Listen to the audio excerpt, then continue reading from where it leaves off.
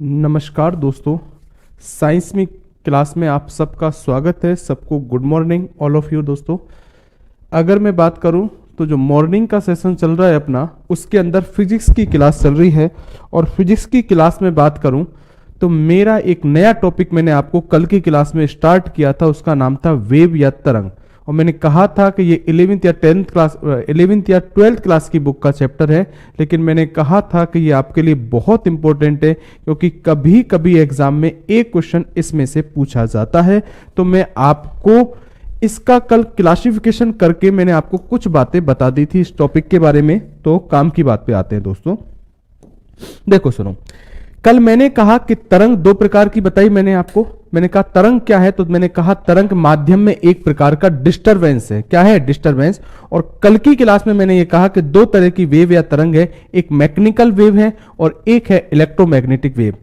Mechanical wave के कल examples आपको मैंने बता दिए थे, और आज मैंने कहा था कि कल की क्लास में मैं इन तरंगों के बारे में बात करूंगा।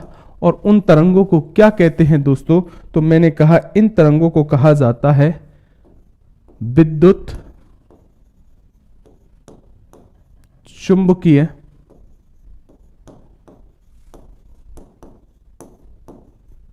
तरंग। क्लियर है दोस्तों? मेरी बात को सुनना है ना। अगर इन तरंगों की बात करूं तो कल की क्लास में मैंने कहा था कि इलेक्ट्रोमैग्नेटिक वेव होती हैं। अगर इन वेव के बारे में बात करूं तो कल मैंने इनके बारे में दो चार बातें आपको बता दी थी। बात यह थी कि इनके एग्जाम्पल थे, कि उदाहरण क्या है इन वेवों के, वो मुझे आपको बताने थे। सर लाइट बंद करो। नहीं दोस्त, लाइट तो रोजाना ही चालू रहती है, थोड़ा सा अभी आपको सिस्टम बैठ जाएगा, एक सेकंड रुको, ठीक है। अगर मैं बात करूं, एक सेकंड,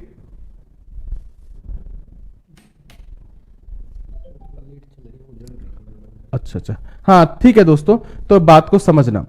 अगर इस विद्युत चुंबक की तरंगों की बात करूं तो ये कौन कौन सी होती है, तो मैं एक इनके एग्जाम्पल को एक क्रम में लिख रहा हूं दोस्तों, और इसी क्रम में आपको ये टॉपिक याद भी रखना है। और अगर इस क्रम में याद रखोगे तो एग्जाम में दिक्कत भी नहीं आएगी दोस्तों। इनमें सबसे पहले कौन सी रेज आती है मैं आपको बता दूं। एक होती है जिनको बोलते हैं cosmic rays. Cosmic rays, rays बोलो या वेव बोल दो, कोई दिक्कत नहीं। एक की बात करूं, इनके अंदर एक आती है, वो आती है गामा रेज। एक की बात करूं तो एक आती है जिनको बोलते हैं एक्स रेज, एक्स किरण। एक बात करूं तो एक आती है जिनको बोलते हैं यूवी रेज। ठीक है, अलग से भी लिखवा दूंगा दोस्तों, किसी को यह दिक्कत है ऐसा छोटा लिख रहा हूं, मैं चला के लिख रहा हूं दोस्तों, क्योंकि मुझे इस बोर्ड पर इन सब को बनाना जरूरी है, तभी आपको समझ में आएगा। ठीक है, अगली बात करूं यूवी रेज के बाद, कॉस्मिक रेज हो गई, गामा रेज हो गई, एक्स रेज हो गई, यूवी रेज हो गई। इनके बाद आती हैं, उनको बोलते हैं visual rays. Visual rays, rays बोलो या वेव बोलो, मैं फिर बोल रहा हूं, कोई दिक्कत नहीं। इसके बाद अगर मैं बात करूं, इसके बाद आती है इंफ्रा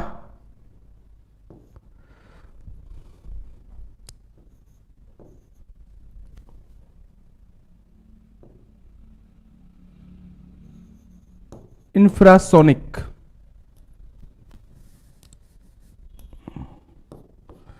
या इनको बोलते हैं एक तरह से, रुको एक सेकंड, विजुअल रो, या इनको क्या बोलते हैं,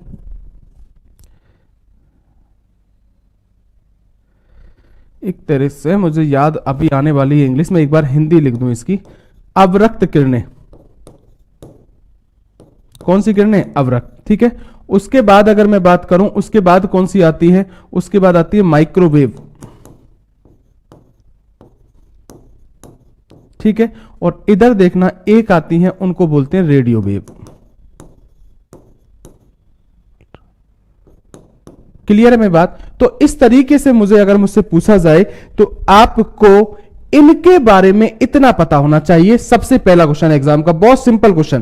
पहला क्वेश्चन मैंने आपको कल की क्लास में बताया था। एक बात तो कल मुझसे बहुत से लोगों ने पूछा कि सर ये कैथोड किरणें कैसी किरणें हैं, तो क्लियर याद रखना दोस्तों, आपके किसी बुक में उसमें बता रखा था, सर हमने पिछली बार में लिख रखा है, आरआरबी में या किसी में क्वेश्चन में आया था, रेलवे के अंदर ग्रुप डी के अंदर पूछा गया था कि कैथोड किरणें विद्युत चुंबकीय तरंगे। बिल्कुल गलत बात है दोस्तों, ठीक है, वो पूछा नहीं गया था, उसने किसी बुक में लिखा होगा और उसने क्या किया है, लिखना कुछ और चाह रहा होगा। क्योंकि देखो मैं आपको बता दूं, जो बुक छपती है ना वो टाइपिस्ट छापता है, और टाइपिस्ट कभी कभी ऐसी गलतियां कर देता है।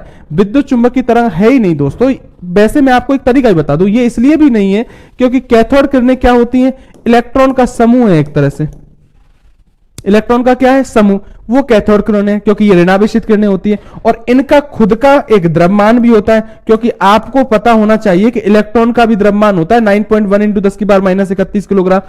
और अगर इलेक्ट्रोमैग्नेटिक वेव है, जैसे ये वेव है इलेक्ट्रोमैग्नेटिक, इनका अपने आप में कोई द्रव्यमान नहीं होता है दोस्तों, और इन किरणों का तो द्रव्यमान होता है, इसलिए ये इलेक्ट्रोमैग्नेटिक वेव या विद्युत चुंबकीय तरंग तो हो ही नहीं सकती। क्लियर है दोस्तों, तो ये बात मैं क्लियर कर दूं, अगर कोई पूछ भी रहा होगा तो मैं एक बार देख लूं। बहुत बार इस बात के लिए लोगों ने कल मुझसे पूछा, सर वहां लिख रहा था, तो अगर मैं क्लियर, हाँ, तो ये बात क्लियर रूप से याद रख लेना। अब मुझे याद, हाँ इसको देखो, एक अब मुझे ध्यान भी आया, इंफ्रारेड, ठीक है, मैं बार बार इंफ्रासोनिक आ रहा था मेरे दिमाग में, इंफ्रारेड रेज, ठीक है, मैं चला के छोटा लिख रहा हूं दोस्तों क्योंकि इस बोर्ड पर आ जाए और आपको मेरे हिसाब से मैं देख लूं एक बार, हाँ अब आपको पूरा दिख रहा है। सबसे पहले क्वेश्चन मैंने कहा, एग्जाम का पहला क्वेश्चन इस तरीके से पूछेगा दोस्तों, आपसे ये कहेगा मेरे भाई,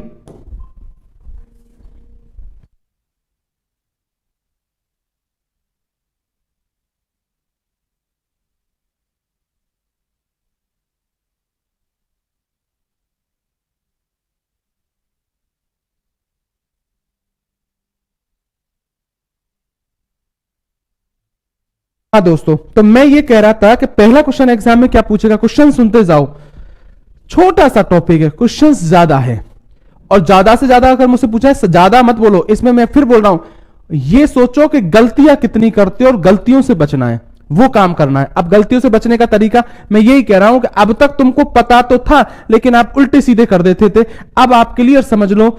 कल मैंने यांत्रिक तरंगों के आपको उदाहरण बता दिए, और ये जो तरंगे आपके सामने दिख रही हैं सब कौन सी, विद्युत चुंबकीय तरंगे। तो 4 ऑप्शन दे देगा आपसे, इनमें से कौन सी विद्युत चुंबकीय तरंग है, चाहे कॉस्मिक रेज बोले। अब मैं एक काम करता हूं, इनकी हिंदी भी लिख रहा हूं नीचे।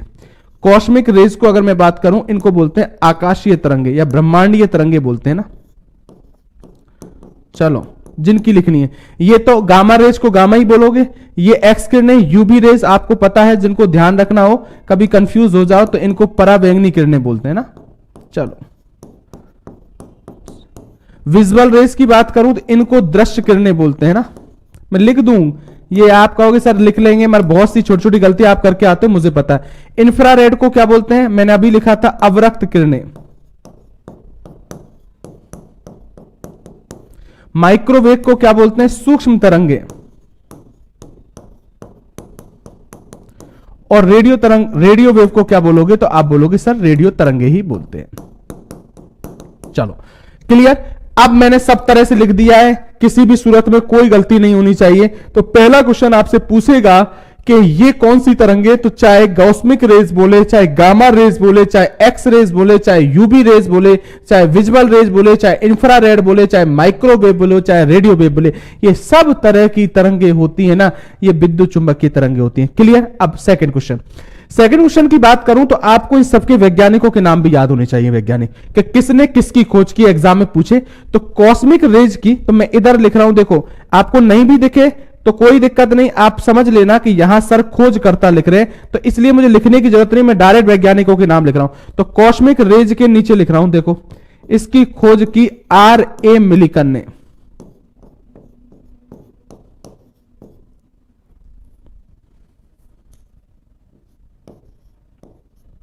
क्लियर।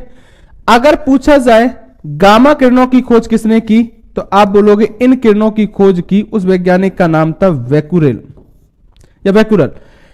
एक्स रेज की खोज बहुत बार एग्जाम में पूछा गया, आपको पता, इनकी खोज की जिसका नाम था रोंजन। ठीक है। यूवी रेज, इनकी खोज किसने की, तो याद रखोगे एक वैज्ञानिक था जिसका नाम था रिटर। विजुअल रेज, इनकी खोज, दृश्य किरणों की खोज किस वैज्ञानिक ने की? तो क्लियर याद रखना, इस वैज्ञानिक का नाम था न्यूटन। क्या नाम था? न्यूटन। इंफ्रारेड, इसकी खोज किसने की? तो क्लियर याद रखना, इस वैज्ञानिक ने जिसने इसकी खोज की उसका नाम था हर्शेल। माइक्रोवेव, इनकी खोज किसने की? तो इनकी खोज की थी हर्ज नामक वैज्ञानिक ने। और रेडियो तरंग की, इसको सबको पता होना चाहिए, पता भी होता है, इसकी खोज की थी मार्कोनी ने। अरे देखो इधर क्वेश्चन सुनते जाओ, 1 2 3 4 5 6 7 8 तरह के क्वेश्चन बन गए आपको। आपसे किसी का भी खोज करता पूछा जा सकता है मेरे दोस्तों। अगर एग्जाम 28 है तो आप लोगों की 15 से या 9 से कैसे हो सकती है एग्जाम? अपडेट तो आज ही नहीं भाई, क्यों बोल रहे? 15 कुछ भी नहीं है दोस्तों, 15 से एग्जाम नहीं, एग्जाम 28 से। थोड़ा सुना करो, रेलवे ने अपनी 15 से एग्जाम, तो वो और भी एग्जाम है वो चालू किए जिनसे आपका कोई लेना देना, ठीक है? कोई और भी वैकेंसी है तो इनको, आपकी तो 28 से ही होगी।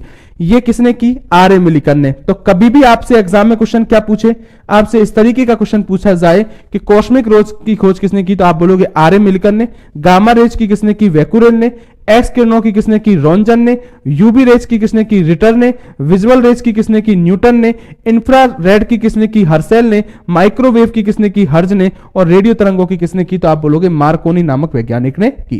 क्लियर है दोस्तों? अब मेरी बात सुनो, ये खोज करता पूछ लिया, अब एक क्वेश्चन क्या बनता है एग्जाम में वो सुनो, बहुत अच्छी तरह से सुन लो गुरु। मैं आपसे क्लियर कह रहा हूं स्टूडेंटों, हमेशा के लिए कंफर्म हो जाएगा, ये किसी भी एग्जाम के लिए आपको दिक्कत नहीं आएगी। अब मेरी बात को फिर सुनना, अगर मैं दोस्तों आपसे कहूं कि जब मैं इधर से इधर जा रहा हूं, ये तीर का निशान बना दिया, क्लियर?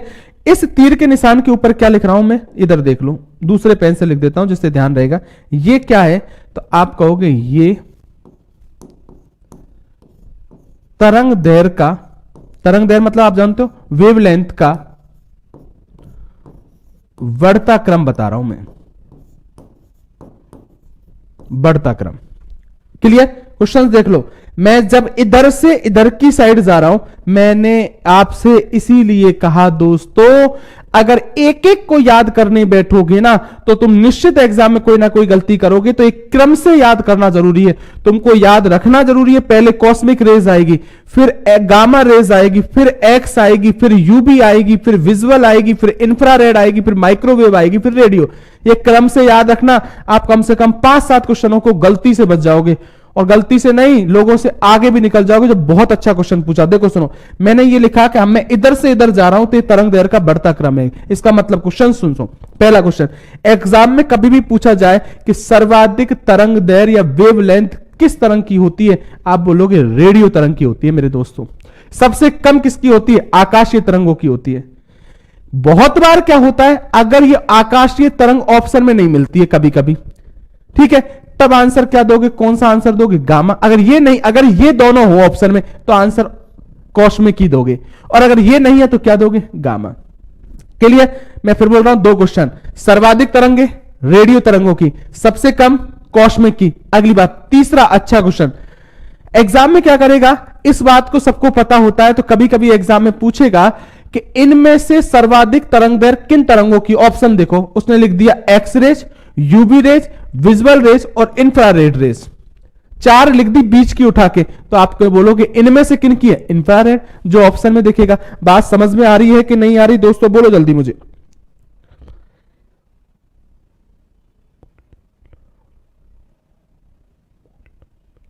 मत करो गामा की बॉल ब्लड, नहीं, मैं जो बता रहा हूं आप,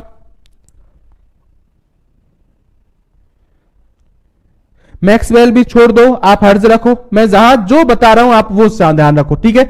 इनको छोड़ो दोस्तों, किसी ने शब्द दिए, किसी ने क्या दिए, इस चक्कर में आप कभी कभी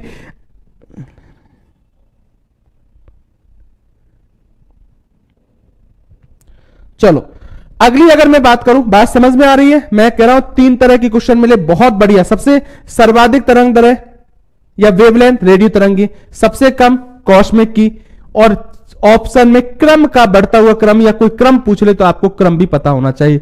एक और क्वेश्चन है एग्जाम में दोस्तों, फिर सुनो, मैं दूसरा पेन ले लूं, इस तरीके से मैं इस सिंबल को निशान लगा के लिख रहा हूं, ठीक है?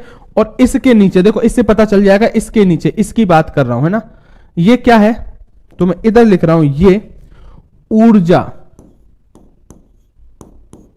एक तो मैंने क्या लिख दिया ऊर्जा, एक भेदन क्षमता, ऊर्जा भेदन क्षमता का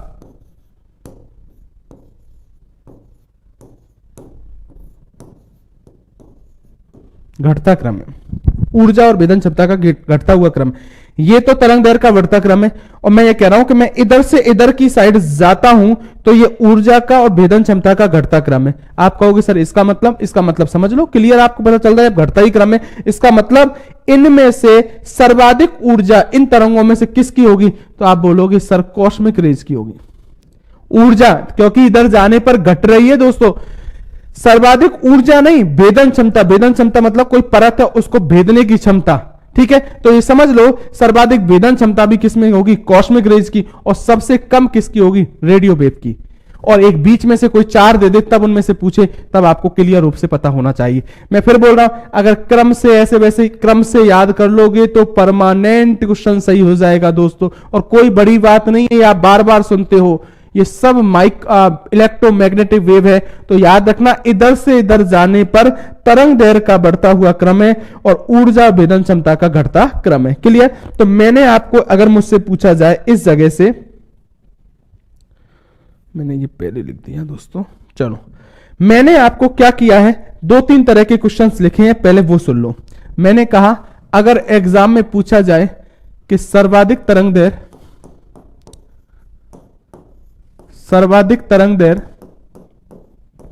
लिखने की जरूरत नहीं थी, वैसे मैंने आपको समझा दिया था किन की होती है। तब आप बोलोगे दो तरह के, पहले लिख दूं क्वेश्चन, और एक सबसे कम।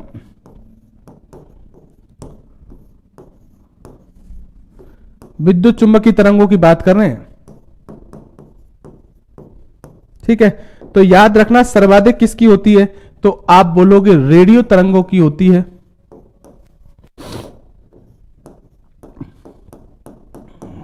ठीक है। और सबसे कम तरंग दैर्घ्य पूछे तो मैंने कहा आकाशीय तरंगों की होती है या कॉस्मिक रेज की होती है। ठीक है। अगर एग्जाम में आपसे पूछा जाए, फिर मैंने कहा सर्वाधिक ऊर्जा पूछे, ऊर्जा मतलब एनर्जी, या भेदन क्षमता पूछे, दोनों की बात की मैंने,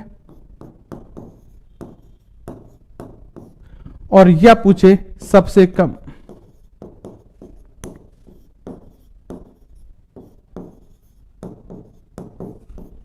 ऊर्जा या भेदन क्षमता, इनमें पूछे तब ध्यान रखना सर्वाधिक ऊर्जा भेदन क्षमता किन की होती है, तो आप बोलोगे आकाशीय तरंगों की, या इंग्लिश में लिख दो कॉस्मिक रेज।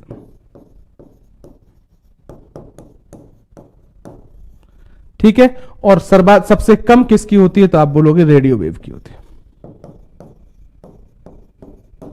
चलो बताओ किसी को दिक्कत है क्या? आरोही अवरोही अपने हिसाब, अरे यार ऐसे मत किया करो बच्चों जैसी कभी बात। क्यों आरोही, जब मैं तुमको आरोही अवरोही क्या करते हो पहले, क्या तुमको ये बात समझ में नहीं आ रही क्या? तुमको तीर का निशान लगाया, आरोही अवरोही हटा दो ना। तुम तो मैंने कहा ये बढ़ता क्रम है, ये आरोही अवरोही, ये बढ़ता हुआ क्रम को आरोही, तो ये कोई दिक्कत थोड़ी है। तो आप तो ये बात समझ में आनी चाहिए ना, समझ में आ गई बात, समझो। मैंने दो तरह के बताए, दो क्यों, मैं क्या बताना चाह रहा हूं, ये चार क्वेश्चन तो बहुत बार किसी बुक में मिल जाएंगे, ये कोई बड़ी बात नहीं है, ये आप रट भी लोगे। लेकिन मैं उन क्वेश्चंस को बता रहा हूं, फिर मैंने कहा लोगों से आगे निकलने के लिए। कभी ऐसा होगा दोस्तों, ये सबको पता रहता है, कभी ऐसा होगा कि आपको बीच से तरंगे दे दी जाएंगी चार, और इनमें से एक बार आईएएस के एग्जाम में हुआ है, बीच में से चार तरंगे दी और आपसे पूछा गया इनमें से किसकी ज्यादा है, तो बहुत लोगों ने गलती हो गई, क्योंकि क्रम जिनको पता था तो वो सही ढंग से आंसर देंगे, और जिनको नहीं पता था उन पर गलती हो गई। क्लियर। अब मेरी बात को सुनो, वैज्ञानिकों के नाम सबको पता होने चाहिए, ठीक है, तो ये कम से कम इनके बारे में पता होना चाहिए। अब मैं क्या बता रहा हूं, फिर क्वेश्चन सुनो। एग्जाम में क्या होता है दोस्तों, एक क्वेश्चन ये आता है, बहुत बार क्या किया जाता है दोस्तों, इनमें से किसी तरंग के उपयोग के बारे में पूछ लिया जाता है, जिनमें से दो तीन तो ऐसी हैं जो बहुत इंपॉर्टेंट है। मैं आपको बता रहा हूं क्या उपयोग, ठीक है, मैंने हेडिंग ही उपयोग लिखा है। क्यों? क्योंकि अब मैं बार बार किसी तरंग के बारे में नहीं, मैं काम की तरंगों के उपयोग लिख रहा हूं। एक जिनमें से लिख रहा हूं गामा रेज। ये एग्जाम में बहुत आती है दोस्तों इसका उपयोग, और इसका उपयोग दोस्तों मैं पहले भी लिखवा चुका हूं, एक बार मैं फिर रिपीट कर रहा हूं दोस्तों। इसका उपयोग कहां किया जाता है? आप पूछोगे आकाशीय तरंगों का, तो आकाशीय तरंगों के बारे में कोई स्पेशल पॉइंट नहीं है दोस्तों, ना उनके बारे में बहुत जगह लिखा भी नहीं मिलेगा। आप तो मैंने क्रम के लिए बता दिया है, कभी कभी ऐसा होता है कि ऑप्शन में मिल भी जाए, और कभी कभी गामा से भी आपको बहुत जगह सारणी है ना, बहुत सी बुक में गामा से बनी हुई दिखाई देगी, लेकिन आपको क्लियर बता दिया, अगर ऑप्शन में गामा है तो गामा दोगे, और वो है तो आकाशीय, अगर तरंग दैर्घ्य और ऊर्जा का क्रम पूछा जाए। अब आप गामा रेज की बात करो, क्या ये मैंने नहीं बताया था कि इस तरंग का उपयोग कैंसर के उपचार में करते हैं? अरे किसमें? कैंसर के उपचार में। ये बहुत इंपॉर्टेंट बात मैं पहले भी बता चुका हूं, कभी भी एग्जाम में पूछा जाए कि कैंसर के उपचार में किन तरंगों का उपयोग करते हैं, तो आप बोलोगे किन का करते हैं? गामा। और दूसरा उपयोग भी सुन लो, एक ट्यूमर के निदान में। ट्यूमर किसी को गांठ वगैरह हो जाती है, उसका निदान मतलब वही इलाज करने में भी, निदान में भी इसका उपयोग किया जाता है। अब वैसे कैंसर में भी तो गांठ होती है, तो बात तो एक ही है, कोई बड़ी बात नहीं है, ठीक है। और अभी बात करूं गामा किरणों को, तो एक बात आपको पता ही है कि इनका उपयोग नाभिकीय अभिक्रियाओं में भी होता है। नाभिकीय अभिक्रियाओं में होगा, क्योंकि आपको पता है अल्फा, बीटा और गामा, ये तीनों की तीनों कैसी है? तो तीनों की तीनों रेडियो एक्टिव किरणें होती है, तो नाभिकीय अभिक्रियाओं में तो इनका उपयोग होना स्वाभाविक है। अगर एग्जाम में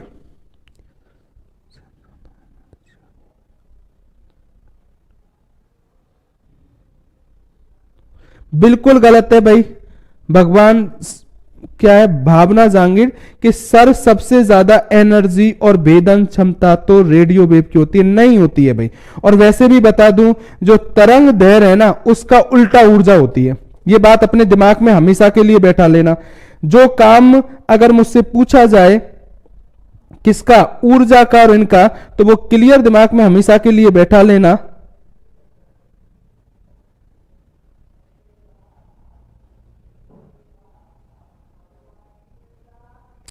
ये बात हमेशा बैठा लेना, क्या है? भेदन नहीं, भेदन क्षमता नहीं, ऊर्जा। देखो दोस्तों, ये बात दिमाग में बैठा लेना। लिखा है किसने, मैं मुझे अभी दोबारा नाम नहीं आ रहा, भावना जांगिड़ ने लिखा है मुझसे कि सर नहीं, एक बात क्लियर सुन लो, सुनने में आ गया होगा, कंफर्म कर लेना हमेशा, ये बात तो दिमाग में ही बैठा लेना। जिधर तरंग दैर्घ्य का बढ़ता हुआ क्रम होगा, उधर ऊर्जा का हमेशा घटता हुआ क्रम होगा। ये दिमाग में बैठा लेना हमेशा, जिधर तरंग दैर्घ्य ज्यादा होगी उधर ऊर्जा कम होगी, ये बात दिमाग में रखना। इसलिए ऊर्जा और भेदन क्षमता दोनों ही आकाशीय तरंगों या आकाशीय नहीं हो तो गामा किरणों की होती है, लेकिन तरंग दैर्घ्य अगर कम पूछे तो रेडियो तरंगों की होती है, और तरंग दैर्घ्य पूछे सर्वाधिक किन की होती है, तब आप बोलोगे रेडियो तरंगों की। आप बिल्कुल क्लियर कर लेना, आपको कंफर्म हो जाएगा, ठीक है। उपयोग क्लियर है। अगला आ जाओ, नेक्स्ट अगर मैं बात करूं गामा किरणों के बाद, अगली किरण आपको पता है, उसके बाद एक किरण है जिसको बोलते हैं एक्स रेज। सुना है? इसके बारे में भी बहुत पता हो, लेकिन एग्जाम के लिए मैं फिर बोल रहा हूं बहुत इंपॉर्टेंट है दोस्तों, ये एग्जाम के लिए पॉइंट। एग्जाम में हर बार मैं आपको बताऊंगा, एलडीसी में पूछा गया, रेलवे में पूछे गए क्वेश्चन थे, आपको अपने आप पता चल जाएंगे कौन कौन से पूछे गए। पहला फर्स्ट पॉइंट दोस्तों क्या है, आप सबको पता है कि जो हड्डियां होती है उनका कभी फ्रैक्चर होता है, उसका पता लगाने के लिए हड्डियों के फ्रैक्चर का पता लगाने में, वो आपको पता है, आपने नाम ही सुना है, बड़ी बात नहीं है याद करने में, क्योंकि आप कहते हो हम क्या कराने जा रहे हैं, किसी को फ्रैक्चर हो जाता है एक्सरे कराने जाते हैं। एक्सरे क्यों बोला? क्योंकि एक्स किरणें भेजी जाती है, उससे पता लगाया जाता है हड्डियों के फ्रैक्चर का पता लगाने। और सुन लो, क्रिस्टल, कोई भी क्रिस्टल है, जैसे हीरा एक क्रिस्टल है, उसकी संरचना है, उसका पता लगाने के लिए तो क्या बोलोगे? क्रिस्टल की आंतरिक संरचना का पता लगाने में,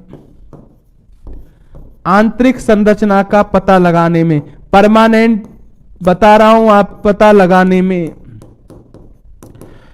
आपके शरीर में कभी कोई गोली लग गई और उस गोली का पता लगाने में भी इसका उपयोग करते हैं। गोली का पता लगाने में, मैं क्वेश्चंस के तरीके बता रहा हूं, बहुत सी बातें बुकों में भी नहीं मिलेंगी। गोली पता लगाने में, क्लियर। तो तीन बातें मैंने बोल दी, किसके बारे में बोल दी, एक्स रेज के बारे में, एक हड्डियों की फ्रैक्चर का पता लगाने में, एक क्रिस्टल की आंतरिक संरचना का पता लगाने में, एक गोली का पता लगाने में। इन दोनों इन तीनों के अंदर किन किरणों का उपयोग किया जाता है, एक्स किरणों का। क्लियर। कैंसर के उपचार में गामा किरणों का। क्लियर। और सुनो, अभी तो एग्जाम की बात कर रहा हूं कि जहां से एग्जाम में बहुत बार क्वेश्चन पूछा गया है, जो लोग एग्जाम देते हैं उनको पता भी होगा। एक आती है गामा के बाद आप सबको पता है यूबी रेज होती है, जिनको बोलते हैं परावैंगनिक किरणें। ये लो, ठीक है। कौन, इसके बारे में सुनो।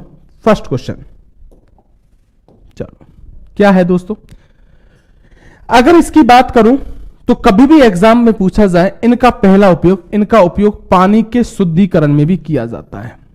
ये लो, सबसे इंपॉर्टेंट बात, रेलवे में पूछा गया क्वेश्चन। अब सही लिख रहा हूं कि शुद्धिकरण, पानी के शुद्धिकरण में। मुझे बताओ, इंपॉर्टेंट बात है, मैं फिर बोल रहा हूं बहुत इंपॉर्टेंट बात है। बिल्कुल सही है डियर गुरुजी।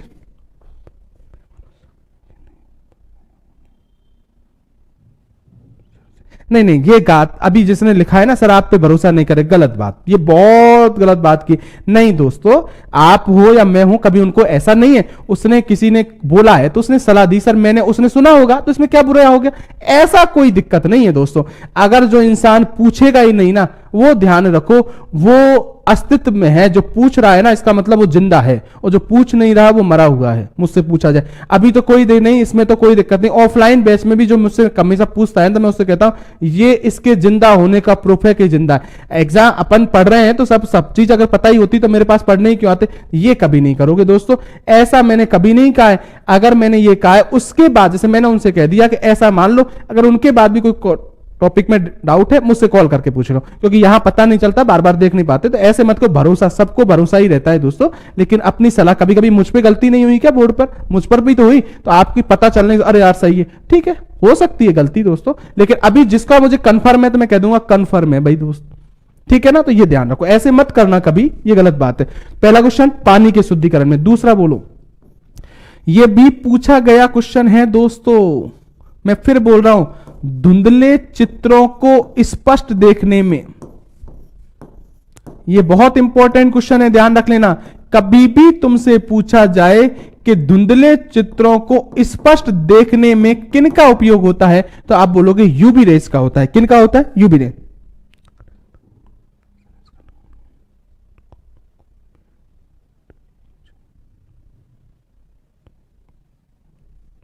गलत बात है, ये तो बहुत गलत बात है। अगर किसी लड़की ने पूछा उसके ऊपर आप कमेंट कर रहे हो तो ये बहुत गलत बात है, ऐसा नहीं करना चाहिए। अब इस मैटर को यहीं बंद करके आप काम की बात पे आ जाओ। तो मैंने कहा पानी के शुद्धिकरण में और धुंधले चित्रों को स्पष्ट देखने में किन किरणों का उपयोग किया जाता है, यूवी रेस का उपयोग किया जाता है। क्लियर। ये मैंने कहा बहुत इंपॉर्टेंट बात है दोस्तों, एग्जाम के लिए बहुत बार पूछेगा एग्जाम के अंदर कि धुंधले चित्रों को स्पष्ट देखने में किन तरंगों का उपयोग किया जाता है, तो आप बोलोगे धुंधले चित्रों को स्पष्ट देखने में इनका उपयोग किया जाता है। ठीक है। और सुनो, चिकित्सीय उपकरणों को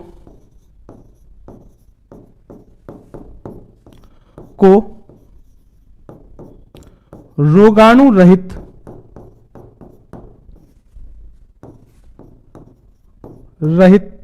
करने में, एक तरह से साफ करने में, आप ध्यान रखना किन किरणों का उपयोग किया जाता है, यूवी रेज का। एक उंगली या अंगुली के चिन्हों की जांच करने में भी इनका उपयोग करते हैं, बहुत इंपॉर्टेंट है करने में। आपको पता है फिंगर प्रिंट लेते हैं, कभी कभी कोई मर्डर वगैरह हो जाता है, कुछ जगह का अपन सबूत उठाने लगते हैं, तब फिंगर प्रिंट लिए जाते हैं। तो फिंगर प्रिंटों की जांच करने में भी किन किरणों का उपयोग किया जाता है, तो आप हमेशा से याद रखोगे दोस्तों, उस स्थिति में यूवी रेज का ही उपयोग किया जाता है। बहुत बार इस बात को पूछा जाता है। क्लियर। वैसे ये भी ध्यान रख लो, एक जाली दस्तावेजों का, ये बहुत जगह लिखे नहीं मिलेंगे, मैं फिर बोल रहा हूं, जाली दस्तावेजों का पता लगाने में भी पूछा जाए किन का उपयोग किया जाता है, तो यूवी रेस। बहुत इंपॉर्टेंट है दोस्तों यूवी रेस, एग्जाम में बहुत बार पूछी गई है। मैंने परमानेंट क्लियर कर दिया है आपको। पानी के शुद्धिकरण में, धुंधले चित्रों को स्पष्ट देखने में, चिकित्सीय उपकरणों को रोगाणु रहित करने में, अंगुली के चिन्हों की जांच करने में, फिंगरप्रिंट का पता लगाने में, और जाली दस्तावेजों का जाली है या नहीं इसका पता लगाने में किन किरणों का उपयोग किया जाता है, तो आप सबको पता है यूवी रेजों का उपयोग किया जाता है। अगली बात सुनो,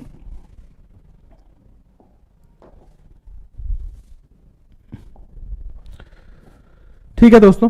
एक यूवी रेस के बाद अब देखो दृश्य किरणों के बारे में कोई स्पेशल बात नहीं, क्योंकि आप सबको पता है कि दृश्य किरणें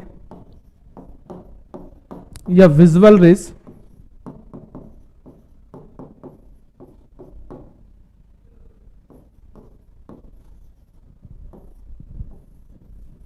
ठीक है, इनके बारे में आपको एक बात पता है कि किसी वस्तु के दिखाई देने, एक तो एक बात याद रख लेना, मैंने आपको पहले भी लिखवाया था, इनका लगभग बोल रहा हूं मैं आपको 3800 से 7800 अंगस्ट्रम इनका तरंग दैर्घ्य होता है। मैंने बताया था ना, देखो एक तरंग दैर्घ्य का मात्रक मीटर ही होता है, मगर बात दूरी का मात्रक होता है वही, और एंगस्ट्रॉम भी दूरी में ही आता है। लेकिन एंगस्ट्रॉम क्या लेते हैं, ये प्रकाश की तरंग दैर्घ्य नापते हैं ना अपन, तो एंगस्ट्रॉम में ही नापते हैं, तो इसलिए मैंने एंगस्ट्रॉम बहुत जगह आपको लिखा मिलेगा। तो एक बात याद रख लेना, मैं कहीं पहले भी लिखाया था, प्रकाश पढ़ाया था जब आपको, तो ये याद रख लेना कि दृश्य किरणों की तरंग दैर्घ्य, और किसी की याद नहीं करनी है ना रट पाओगे दोस्तों, आप इनकी याद रखोगे। और दृश्य किरणों के बारे में याद रख लेना, किसी वस्तु के दिखाई देने का कारण, मैं पहले भी लिख चुका हूं आपको, किसी वस्तु के दिखाई देने का कारण,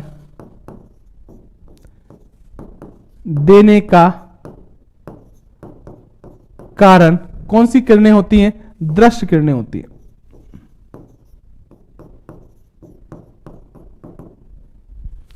क्लियर, आपको पता है ये दृश्य किरणें कितने रंगों से, यह 7 रंगों से मिलकर बनी होती है। इस बात मैं पहले लिखा चुका हूं, रंगों से मिलकर बनी होती है।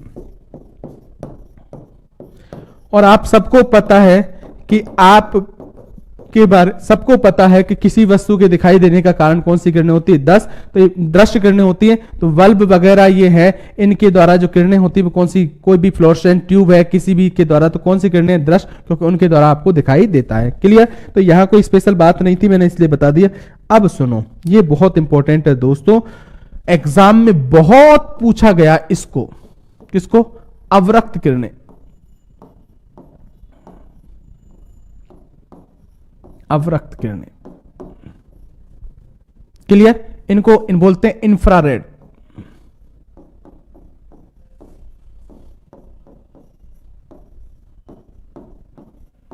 रेज बोल दो या वेव बोल दो, ठीक है। सुन लो मेरी बात, मैंने फिर बोला है अवरक्त किरणों को एग्जाम में बहुत पूछा गया है दोस्तों।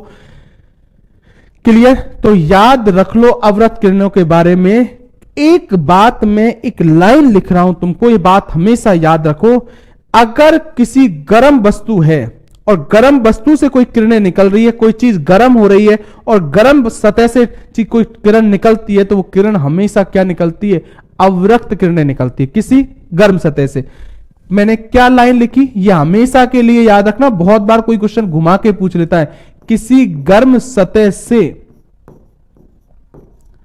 किसी गर्म सतह से कौन सी किरण निकलती है, तो आप बोलोगे अवरक्त किरण निकलती है। इसका मतलब आप समझे कुछ, मैं एक बात बताता हूं, एक अच्छा क्वेश्चन बताता हूं।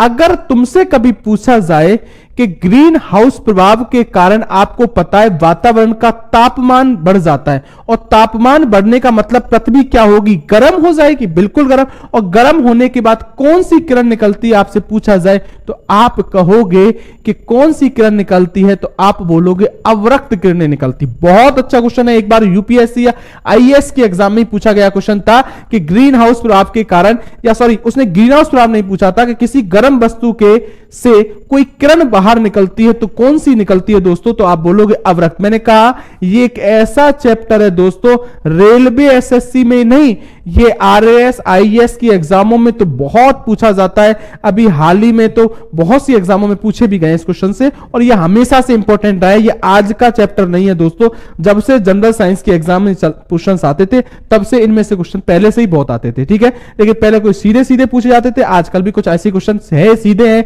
डायरेक्ट याद रखना है। तो ग्रीन हाउस प्रभाव के कारण, ये लिख दूं पहले मैं बात,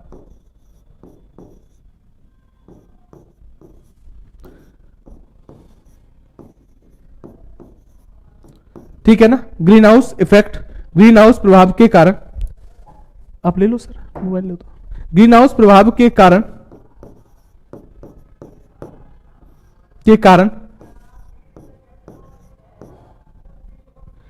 कारण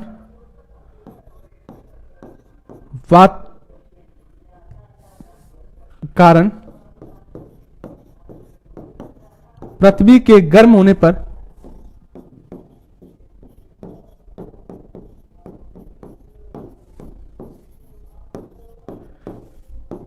अवरक्त किरणें निकलती हैं।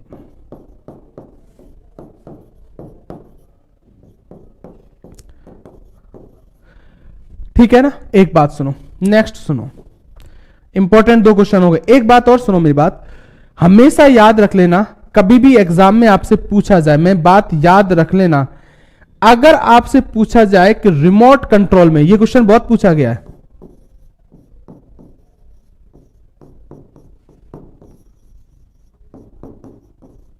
कंट्रोल, रिमोट कंट्रोल से या रिमोट कंट्रोल में से निकलती है कौन सी किरणें? अवरक्त। आपको ध्यान हो, जो एग्जाम देते हैं, हाल ही में किसी एग्जाम में पूछा गया क्वेश्चन भी है कि रिमोट कंट्रोल से कौन सी निकलती है, तो आप बोलोगे अवरक्त किरणें। रिमोट कंट्रोल से नहीं, रिमोट सेंसिंग में भी,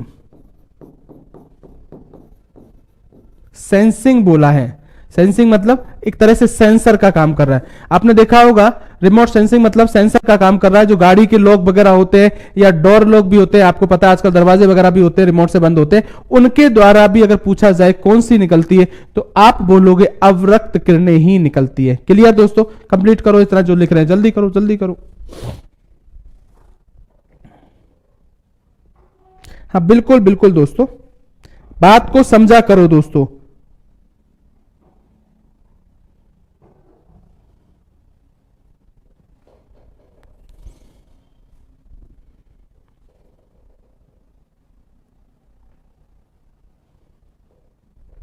ठीक है दोस्तों, एक और लिख लिया सबने? अब मेरी बात, इसका एक दो उपयोग और लिख दूं। एक, रक्त में एल्कोहल की जांच में, एल्कोहल की जांच में भी पूछा जाए किन किरणों का उपयोग किया जाता है। बहुत इंपॉर्टेंट बात है, आप बहुत कम सुनोगे आप बुकों में भी इस बात को कि रक्त में एल्कोहल की जांच में किन किरणों का उपयोग किया जाता है, अवरक्त। और एक बात याद रखना, रोगी की सिकाई में, सिकाई मतलब मैं बता दूं वार्मिंग करने में ना, वार्मिंग करना। आपने देखा होगा कभी कभी कोई एक ऐसा उपकरण आता है जो आपके जैसे कभी हाथ की सिकाई करनी हो तो गर्म चीज से उस सिकाई करते हैं, तो वो ध्यान रख लेना। उसमें भी पूछा जाए किरणों के द्वारा, उसको एक बैठा दिया जाता है और आपको एक तरह से वहां पर सिकाई का मात होता है। एक होता है उस टच नहीं होगा दोस्तों, ये यहां ये याद रख लेना, कहने का मतलब उसका कोई चीज है, उसको सिकाई करने में, वार्मिंग देने में, हीट देने में, तब किसका उपयोग करते हैं तो आप बोलोगे अवरक्त किरणों का। तो दिमाग में बैठा है ना, जरूर याद रखना, सबसे इंपॉर्टेंट है, मैंने बता दिया। किसी भी गर्म सतह से कौन सी किरणें निकलती है? अवरक्त। ग्रीन हाउस प्रभाव के कारण अवरक्त किरणें, रिमोट कंट्रोल में अवरक्त किरणें, रिमोट सेंसिंग में, ठीक है, तब अवरक्त किरणें। आपको क्या बोलोगे अगर एग्जाम में पूछे रक्त में एल्कोहल की जांच में तब कौन सी अवरक्त किरणें, और रोगी की सिकाई में पूछे तभी भी कौन सी किरणें निकलती हैं तो आप बोलोगे अवरक्त किरणें निकलती हैं। ठीक है। एक अगर आपसे यह भी पूछा जाए कि रात्रि में फोटोग्राफी में, एक बात और भी याद रख लो, चलो रात्रि में फोटोग्राफी में,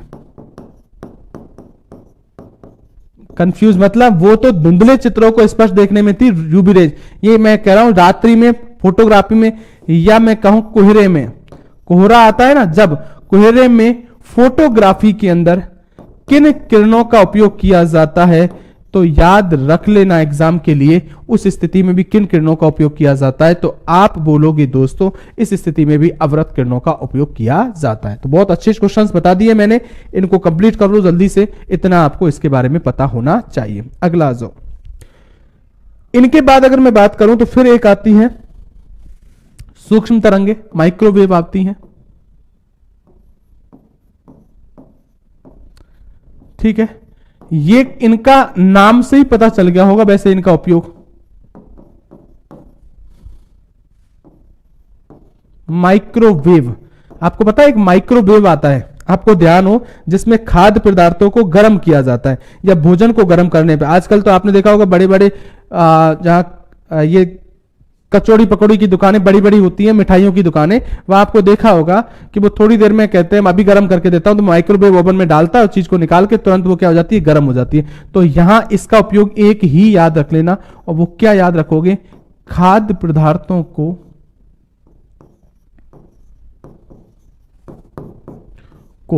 गर्म करने में। आपसे पूछा जाए किन का उपयोग होता है, तो माइक्रोवेव का उपयोग होता है। ठीक है, और सुन लो मेरी बात, इसके बाद लास्ट एंड फाइनल एक आती है, वो कौन सी आती है दोस्तों, तो वो आती है रेडियो तरंगे।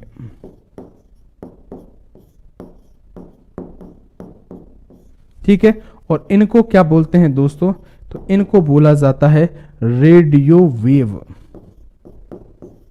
क्लियर। और इनके बारे में पूछा जाए तो आप सबको पता है टीवी, रेडियो, मोबाइल किस पर आधारित होते हैं, तो रेडियो तरंगों पर आधारित होते हैं। तो आप क्या बोलोगे, टीवी है, रेडियो है, मोबाइल है, इन पर आधारित होते हैं।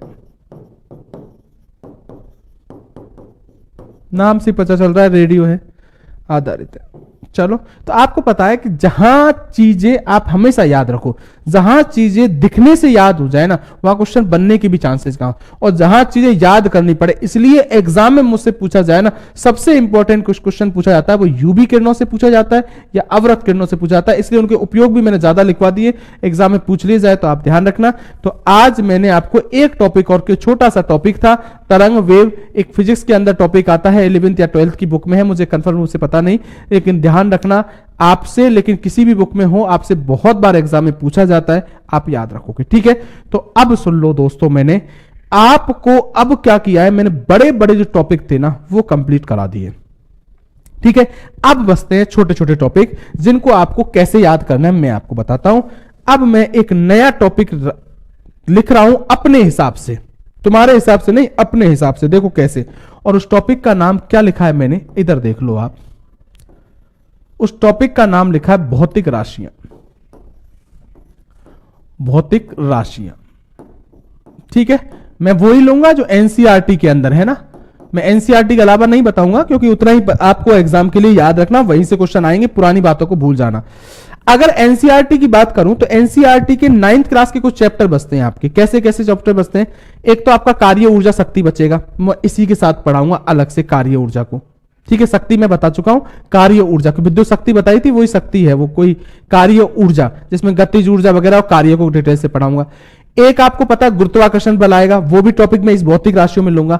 अब मैं क्या उनको अभी नहीं कर रहा, टॉपिक लिखा देता ना तो आपको थोड़े कम समझ में आते। पहले मैं छोटी छोटी बातों को बताऊंगा। अब क्या क्या बताने वाला हूं, मैं एक एक राशि को ले रहा हूं एग्जाम के लिए। कैसे पूछेगा, मैं न्यूटन की गति के नियम तो पढ़ाऊंगा ही पढ़ाऊंगा, इसी के साथ मैं अपने आप ले लूंगा इन साथ, लास्ट टॉपिक को मान के मैं इसके साथ हर टॉपिक अलग अलग जोड़ता चला जाऊंगा।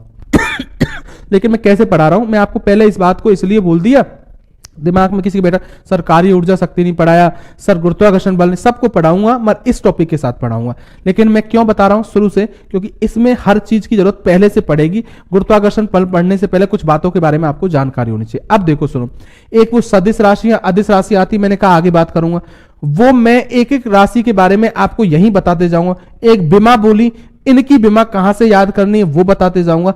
तो मैं अब आपको एग्जाम की बात बता रहा हूं।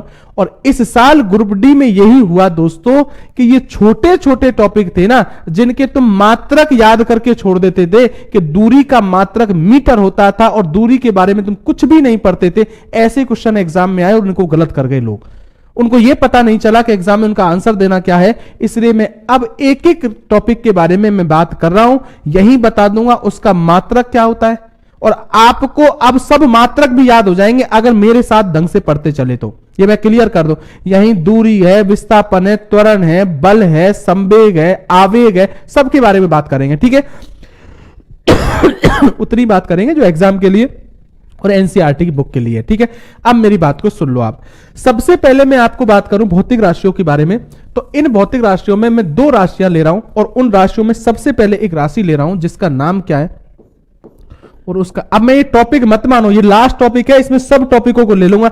अब ऐसे लगाने लगा ना तो दूरी, विस्थापन, चाल वेग का एक अलग टॉपिक है, त्वरण अलग अलग, तो इन सबको मैं एक साथ अलग अलग ले रहा हूं। तो आप ध्यान रखो अलग अलग टॉपिक के हिसाब से। तो सबसे पहले मैं ले रहा हूं दूरी, क्या बोलते हैं इसको, डिस्टेंस। क्लियर है दोस्तों, बहुत इंपॉर्टेंट बात है दूरी के बारे में और एग्जाम में बहुत पूछा जाता है दूरी क्या है। पहले समझो दोस्तों, ये बहुत छोटी छोटी चीजें हैं जिनको आप बहुत गलती करके आते हो। दूरी क्या है, किसी निर्देश तंत्र के सापेक्ष तय की गई लंबाई को दूरी कहते हैं। मैं कह रहा हूं अब फिजिक्स और ज्यादा समझने लगेगी, क्यों, अब तक ऐसे लड़के थे मुझे पता है जिनको छोटी छोटी चीजों के बारे में ज्ञान नहीं था और उनको फिजिक्स इसलिए समझ में नहीं आ रही थी, छोटे पॉइंट उनको आते ही नहीं थे। आज मैं उन सबको भी क्लियर करता जाऊंगा धीरे धीरे आपको, और आपको बहुत ज्यादा, और मैं आपको रेलवे में बताऊंगा कहां कहां से क्वेश्चन आते हैं, ठीक है। अब की बार गति के समीकरणों में से क्वेश्चन बहुत आए, आपको ध्यान हो तो, ठीक है। वो कौन कौन से कैसे क्वेश्चंस बनेंगे मैं आपको अपने आप बताते जाऊंगा, पहले इनके बारे में आ जाओ। सबसे पहला क्वेश्चन है दूरी और विस्थापन। दूरी क्या है, तो मैंने कहा किसी निर्देश तंत्र के सापेक्ष तय की गई लंबाई को दूरी कहते हैं। आप पूछोगे इसका मतलब क्या है, किसी निर्देश तंत्र का, निर्देश तंत्र का मतलब आप ये तो बोलोगे कहां से चलना चालू कर रहे हो, मैं इस जगह खड़ा हूं तो ये मेरा निर्देश तंत्र हो गया, मैं इससे यहां आता हूं तो ये मैंने जितनी तय की गई लंबाई है ना मेरी, वो दूरी कहलाती है। आप अपने घर बैठे हो, अपने घर से आप कहीं भी, तो निर्देश तंत्र क्या है, आपका घर है, आप घर से कहीं भी जाते हो उस दौरान आपने जो लंबाई तय की गई वो दूरी है। और आप किधर घूम घाम के कैसे भी जाओ वो सब काउंट हो जाएगी, वो दूरी है। या मैं एक बात बता दूं, आप घर बैठे हो, आपने मोटरसाइकिल स्टार्ट की और आप कहीं भी जा रहे हो तो आपकी दूरी काउंट होती चली जाएगी। तो बात समझ लो, तो दूरी क्या है, तो आप ये कहोगे दूरी क्या है, तो मैं ये कहूं किसी निर्देश तंत्र के सापेक्ष। ये बहुत इंपॉर्टेंट टॉपिक है दोस्तों, मैं फिर बोल रहा हूं, और रेलवे के लिए ज्यादा इंपॉर्टेंट है। किसी निर्देश तंत्र के सापेक्ष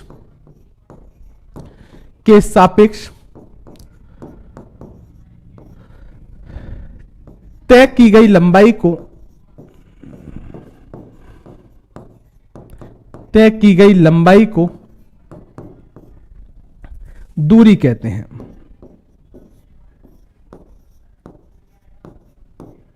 कंप्लीट है, परिभाषा याद रह जाएगी, बिल्कुल याद रह जाएगी।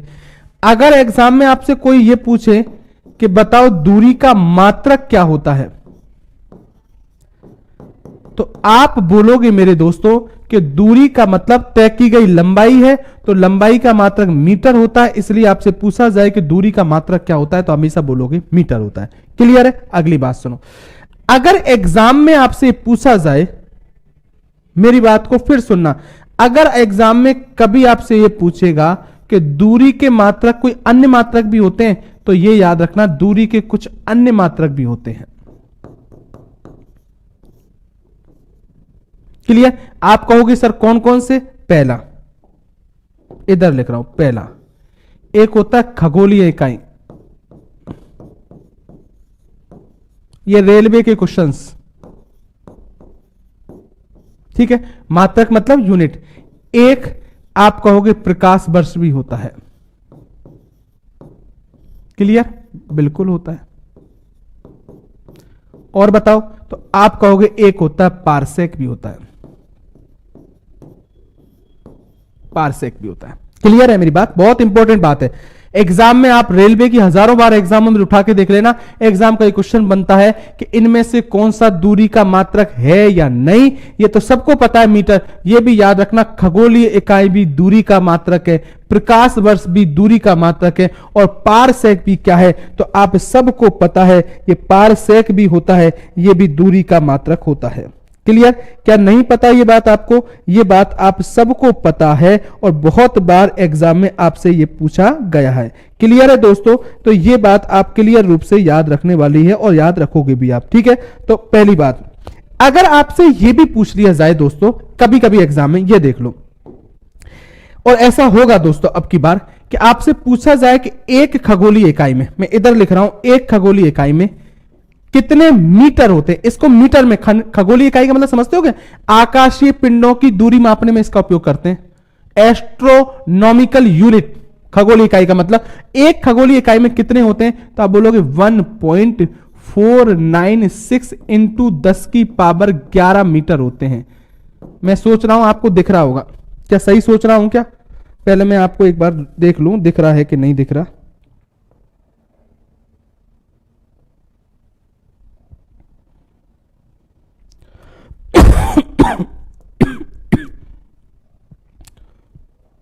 हाँ दोस्तों, एक बार मैं चालू करूं।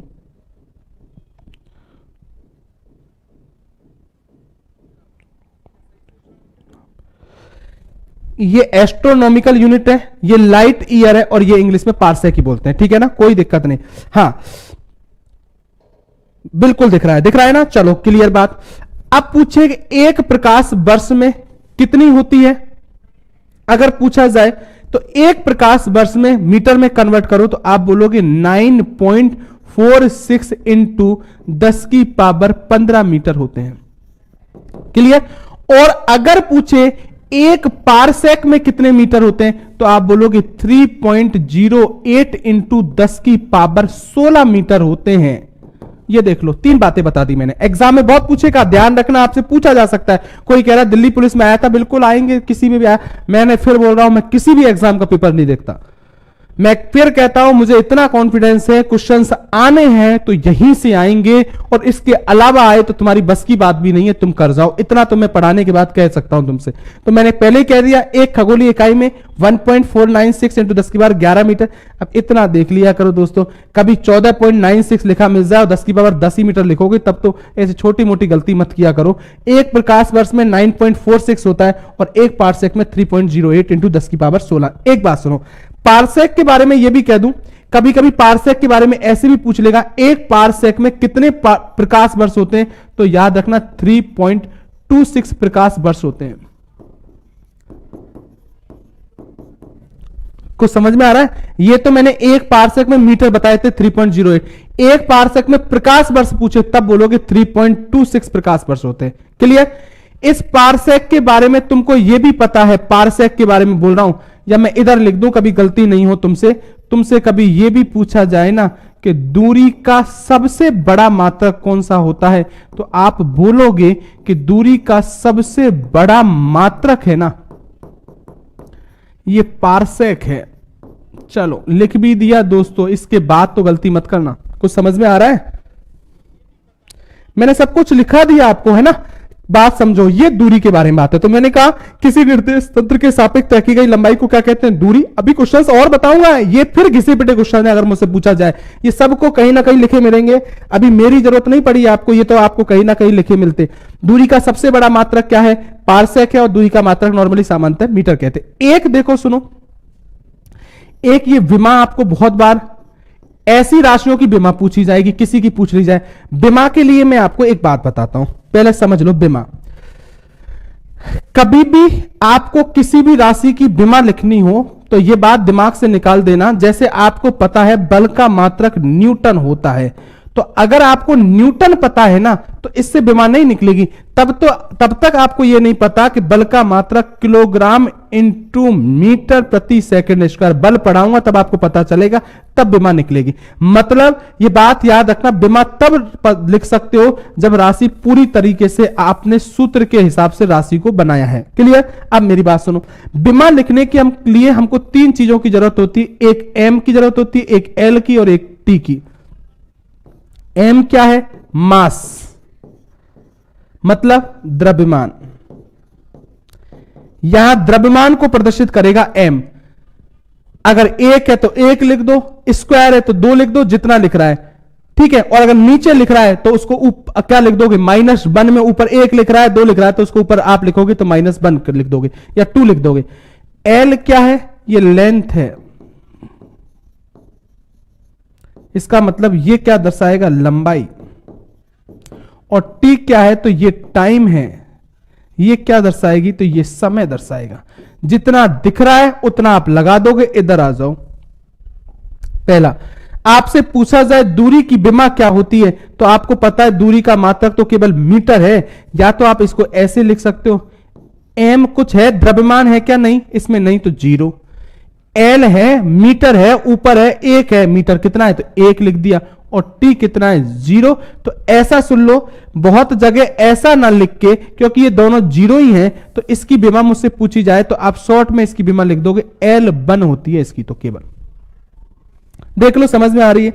जिनको नहीं आ रही है उनको समझ में 100% आ जाएगी। जैसे जैसे आगे बढ़ते जाओगे, निकालना सीखोगे, अपने आप सीखोगे। फिजिक्स में कोई तरीका नहीं है, फिजिक्स में तरीका है, जैसे जैसे आगे बढ़ते जाओगे सीखते चले जाओगे, और बिमा आती जाएंगी, मैं आगे समझाता चला जाऊंगा, सबकी बिमा लिखवाऊंगा। कैसे नहीं समझोगे? अगली बात सुनो, अगर दूरी की बात करूं तो दूरी के बारे में याद रखना, दूरी सदैव धनात्मक होती है। मुझे बताओ, क्या दूरी धनात्मक होगी क्या? बिल्कुल होगी दोस्तों। कैसे?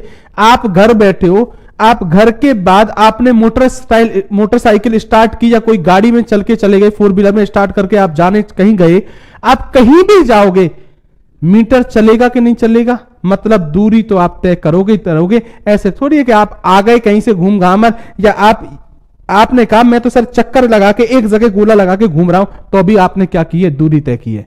तो दूरी सदैव क्या होती है? धनात्मक। और अगर पूछा जाए दूरी कैसी राशि होती है, तो यह भी याद रखना है, दूरी होती है अदिश राशि।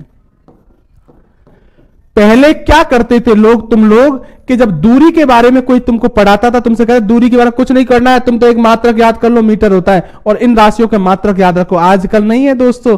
क्यों ढंग से पूछता है? क्योंकि एनसीईआरटी, अब तुम उन चीजों को छोड़ दो, आजकल प्रश्न तनाव नहीं पूछने वाला।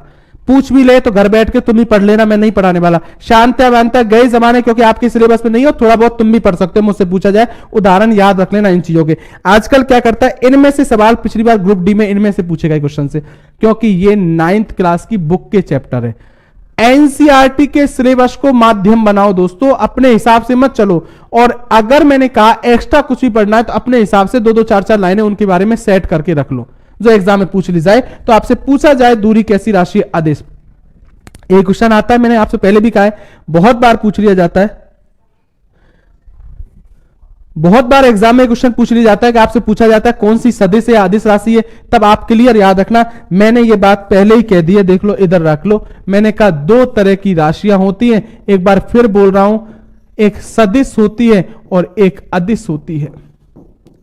अदिश मतलब स्केलर और सदिश मतलब क्या? वेक्टर। चलो इसको यही मैं लिख भी दूंगा आज। वेक्टर मतलब, सदिश का मतलब जिसमें परिमाण भी हो और साथ साथ में किसका ज्ञान हो? दिशा का भी ज्ञान हो।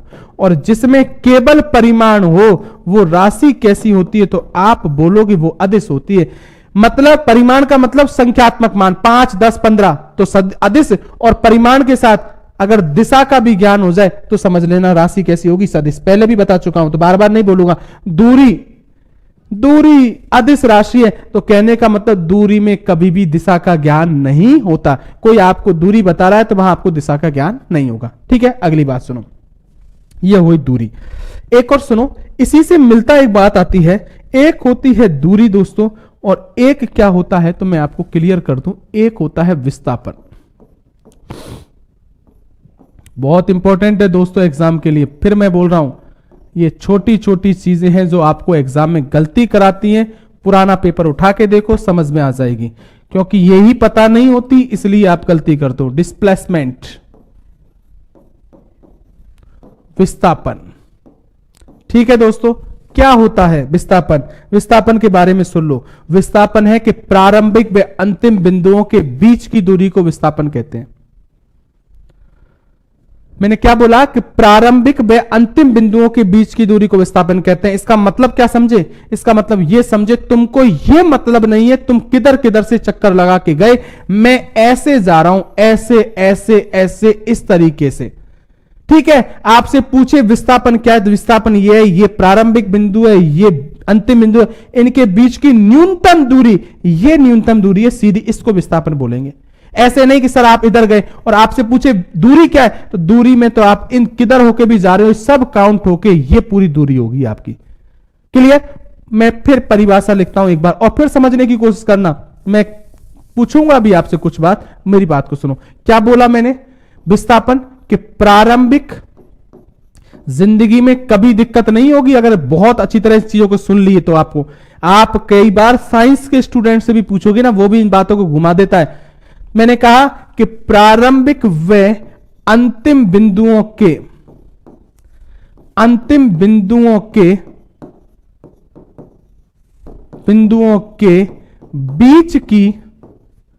बीच की न्यूनतम दूरी को, जो सबसे न्यूनतम होगी, न्यूनतम दूरी को विस्थापन कहते हैं। चलो, विस्थापन कहते हैं। क्लियर है? ये बात समझ में आ गई। यहां दूसरा क्वेश्चन अगर पूछा जाए तुमसे कि विस्थापन का मात्रक क्या होता है दोस्तों, तो आप बोलोगे विस्थापन का मात्रक होता है मेरे दोस्तों मीटर। पड़ गया चक्कर।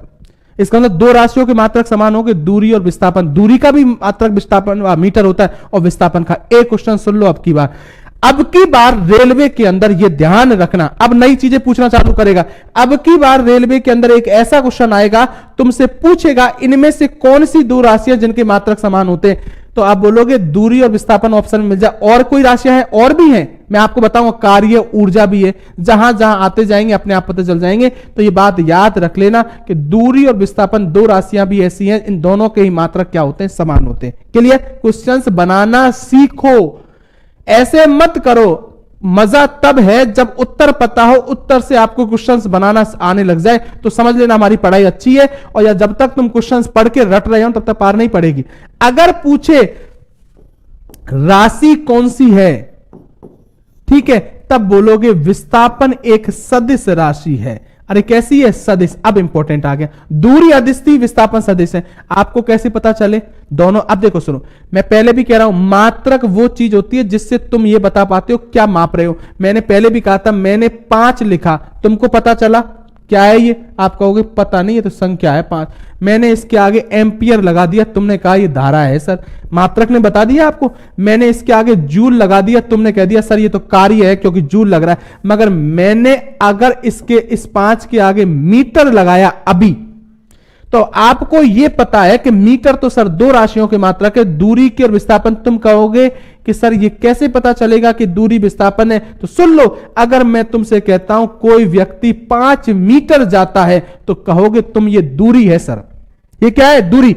और इसी बात को मैं कहता हूं कोई व्यक्ति 5 मीटर उत्तर दिशा में जाता है, तब आप कहोगे ये विस्थापन है। समझ में आ गया? तो जहां परिमाण के साथ दिशा का ज्ञान हो जाए वो विस्थापन होता है, वो सदिश राशि होती है। और जहां परिमाण हो केवल वो दूरी है, और दूरी एक अदिश राशि है। क्लियर है मेरी बात? दो बातों के बारे में पता चल गया, दूरी और विस्थापन। आज के बाद कभी गलती करोगे क्या? नहीं करोगे। मैं एक क्वेश्चन पूछता हूं आपसे, आंसर दे दो मुझे। दे दोगे आंसर? तो सुन लो मेरी बात। एक गोला है, एक क्या है? गोला। ये लो गोला है। क्लियर? और इस गोले की अगर आपसे पूछा जाए, इस गोले की, चलो मैं 7 मीटर की त्रिज्या है, ऐसे कर लो एक तरह से।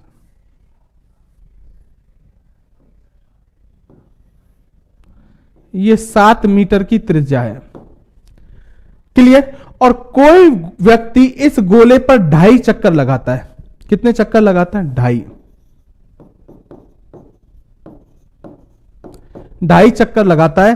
तो मुझे आप दूरी बता दो और विस्थापन बता दो कितना होगा। आंसर देते जाओ और बातें समझ जाऊंगा। क्वेश्चन आ गया एग्जाम में।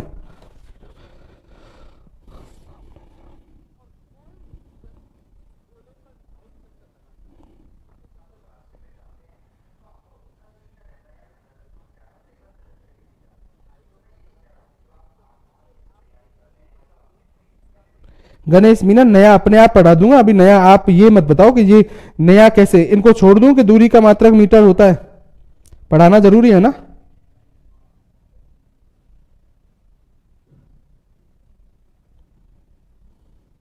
जल्दी बोलो जल्दी बोलो, आंसर दो, ये नया आ गया, अब आंसर दे दो आप मुझे। गणेश मीना जी, ये क्वेश्चन आ गया एग्जाम में।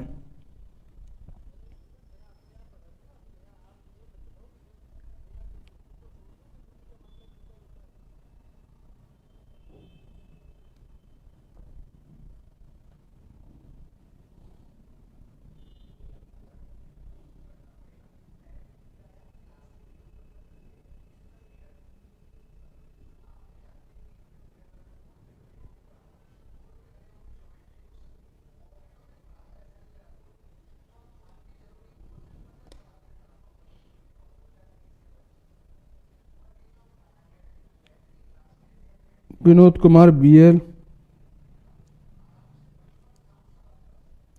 बेरोजगार प्राणी ज्ञानदास ऋषिकेश, विकास कुमार,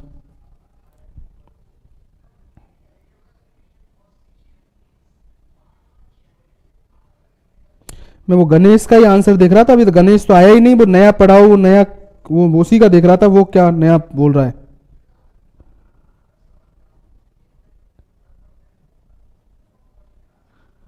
आपको विस्थापन भी बताना है गणेश, केवल दूरी नहीं बतानी, आपको विस्थापन भी बताना है।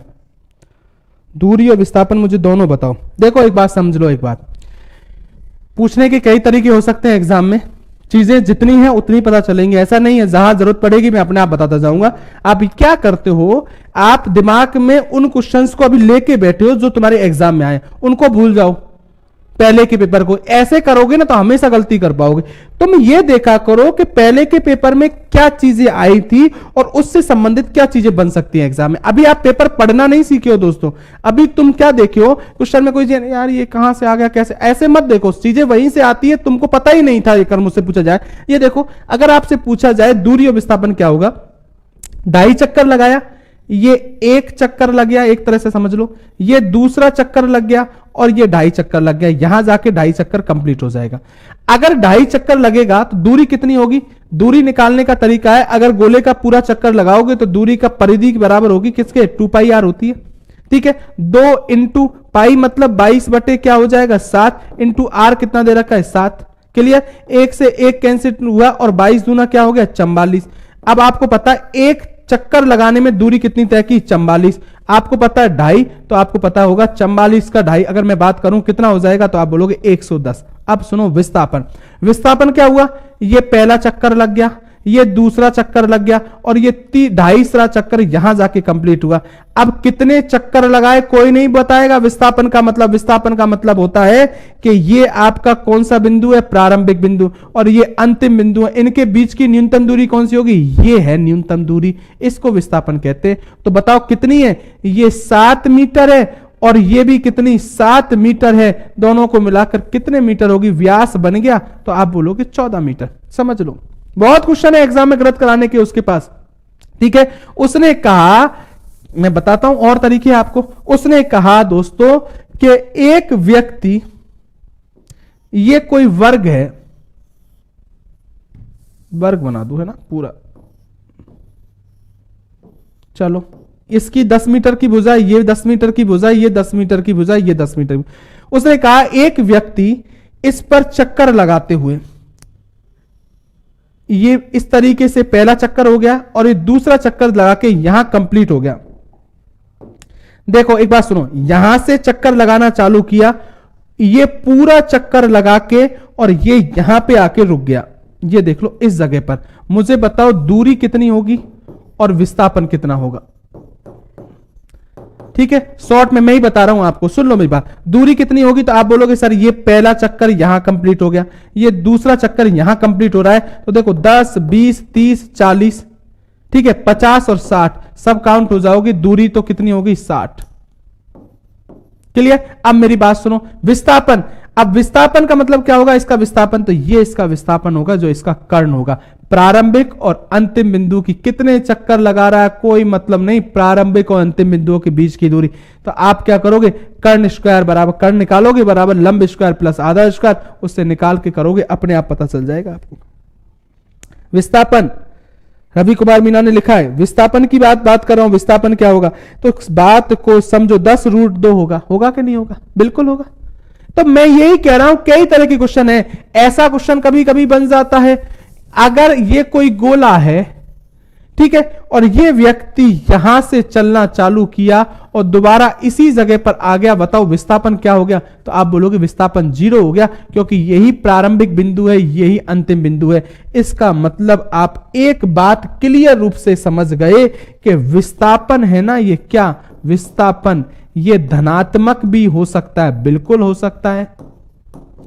ये विस्थापन ऋणात्मक भी हो सकता है, बिल्कुल भी हो सकता है, क्योंकि इस बात को ऐसे समझना, जितनी भी सदिश राशियां होती है ना, उनके अंदर निर्देश तंत्र काम करने लग जाता है, इधर जाते हैं प्लस, इधर जाते हैं माइनस, ऊपर प्लस नीचे माइनस, इसलिए सदिश राशियां तो ऋणात्मक भी हो सकती है। और मैंने कहा विस्थापन 0 भी हो सकता है, हुआ था क्या, हुआ था, लेकिन मैंने ये क्लियर कहा कि दूरी तो सदैव क्या होती है मेरे दोस्त, सदैव धनात्मक होती है। कभी दूरी आप माइनस में नहीं सुनोगे और कभी दूरी आप 0 नहीं सुनोगे। कंप्लीट। तो आज मैंने एक छोटी राशि पढ़ाई है आपको, दूरी और विस्थापन। कल में और चाल और वेग। आप कहोगे यहां से पढ़ाना इसलिए जरूरी था क्योंकि आपको बिमा और मात्रक बनाना तभी सीखोगे। अगर मात्रक रटना चालू, अब नहीं पूछेगा, न्यूटन जूल पूछ लेना ऐसे मात्रक तो समझ लो बहुत कोई दिक्कत नहीं, इनको तो बता दो, लेकिन आजकल अंदर से मात्रक पूछेगा और बिमा पूछेगा, उस स्थिति में आप ध्यान रखना आपको चीज की डीपली नॉलेज होना जरूरी है दोस्तों। तो आज मैंने कुछ तरंगों के बारे में बताया है और बहुत सी कुछ चीजों के बारे में बताया। ये समझ लो, ये बहुत इंपॉर्टेंट चीजें हैं आपकी एग्जाम के लिए, रेलवे के लिए। मैं आपको बताऊंगा कहां कहां से सवाल बनते हैं, कैसे बनते हैं। बस अपना पेशेंस रखिए अपने अंदर, जल्दीबाजी मत कीजिए। आप ये देखिए कि आप तो ऐसे सोचिए कि सर हम पढ़े हुए स्टूडेंट है, कुछ नया सर बताने की कोशिश करें तो मेरे से आपको 10 चीजें मिलती है तो उसको लेने की कोशिश कीजिए और इंपॉर्टेंट बातों को ध्यान रखते रहिए, कहां कहां चीजें हमको रुकना है, कहां चीजों को समझना है। ज्यादा रटने की कोशिश मत कीजिए, नहीं रह पाएगा याद। मात्रक बनाना सीखिए। जब तक मैं सब राशियों को पढ़ाऊंगा आप अपने आप मात्रक बनाना सीख जाओगे और आपको फॉर्मूले याद रह जाएंगे, अपने आप सवाल करना भी सीख जाओगे। आप पहले मात्रक और सूत्र तो याद रखो, तब आप सवाल करना सीखोगे दोस्तों। तो वैसे मैं आपको बता दूं, अब की बार तुमने पूरा ध्यान क्या रखा, सब फिजिक्स में सवाल ऐसा कुछ भी नहीं है। सवाल आएंगे तो उनको भी आसानी से कर दोगे, ज्यादा टफ आज कोई टेंशन नहीं, उसको छोड़ देना, लेकिन जो आता है ना उनको कर लेना। मैं तो आपको साफ सुथरी भाषा में ये बात बोल रहा हूं। तो दोस्तों मेहनत करते रहो, मेहनत करोगे तो मजा आएगा। प्रैक्टिस करो, खुद प्रैक्टिस करो। ये 10-15 दिन है ना, इनको ऐसा निकालो। अब तो 15 दिन भी नहीं होंगे, 15 दिन ही मान लो। अब 28 तारीख तक जिन लोगों की एग्जाम है, क्या सबकी तो होगी नहीं 28 को, बहुत से लोगों की बात भी होगी। दिन रात एक कर दो दोस्तों और अपने ऊपर हौसला रखो। क्या 2 चीज इस समय आपको परेशान कर रही होगी, सर याद नहीं रह रहा, पढ़ तो खूब रहा हूं मगर याद नहीं रहेगा। दोस्त याद रहेगा अगर तुमने पूरी साल पढ़ाई करी है। मैं क्लियर कह रहा हूं, आप जब से एनटीपीसी के एग्जाम है और साल 1.5 साल से आप लगातार अगर एक तैयारी कर रहे हो ना, तो इस बात को दिमाग से निकाल देना कि तुमको याद नहीं हो रहा। वो ऐसा महसूस होता है क्योंकि हम इतनी चीजों को पढ़ लेते हैं, लेकिन अगर हमारा ज्ञान स्थायी होता है ना, तो वो ज्ञान जब पेपर चालू होगा ना, और पेपर को करना बहुत आसानी से चालू करो। ये तो ध्यान से ही निकाल दिया करो दोस्तों, क्वेश्चन हो रहा है या नहीं, आप तो आगे बढ़ते जाओ। जो नहीं हो रहा है उसको छोड़ो, जो आ रहा है उसको करते चले जाओ। उसकी अभी तुलना मत कर देना। जैसे कभी कभी हम पेपर को स्टार्ट करते, शुरू के 4 क्वेश्चन नहीं हुए, हमारा दिमाग खराब, पेपर खराब। अरे 4 क्वेश्चन शुरू के तुम्हारे टफ आ गए, ये समझ लो तुम तो। अरे अलग अलग सीरीज नहीं आती कि A B C D, तुम्हारे ही वो 4 क्वेश्चन शुरू के टफ थे, वो किसी पे ही नहीं हो रहे थे। तो समझ तुम पे भी नहीं हो रहे थे, लेकिन तुमने उसको पैनिक कर गए तुम, और उस स्थिति में घबराना चालू किया और तुमने और 1-2 क्वेश्चन एक्स्ट्रा गलत कर दिए। ये देखो थोड़ा, तो इस समय सबके साथ होगा, याद नहीं हो रहा कुछ नहीं, याद भूल जाओ। तुम्हारा इस समय काम क्या है, पूरे सिलेबस को अपने हाथ में रखना। हाथ में कैसे?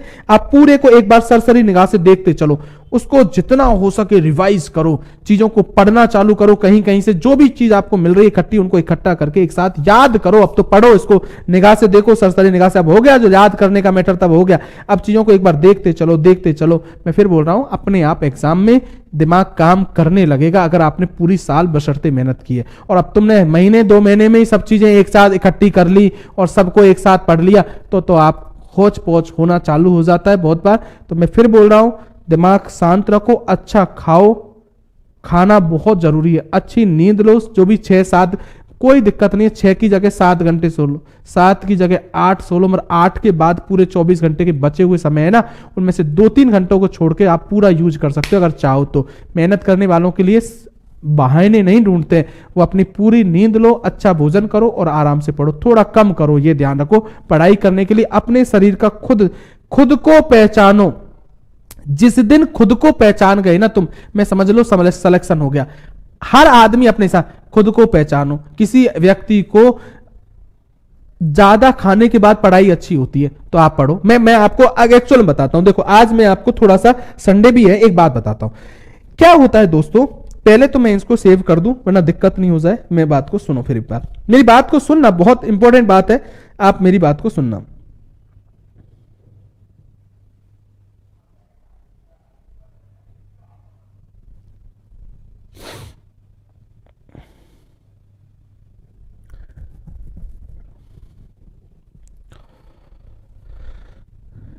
हाँ दोस्तों, अब देख लो आप दोस्त, मैं आपसे क्या कहना चाह रहा था।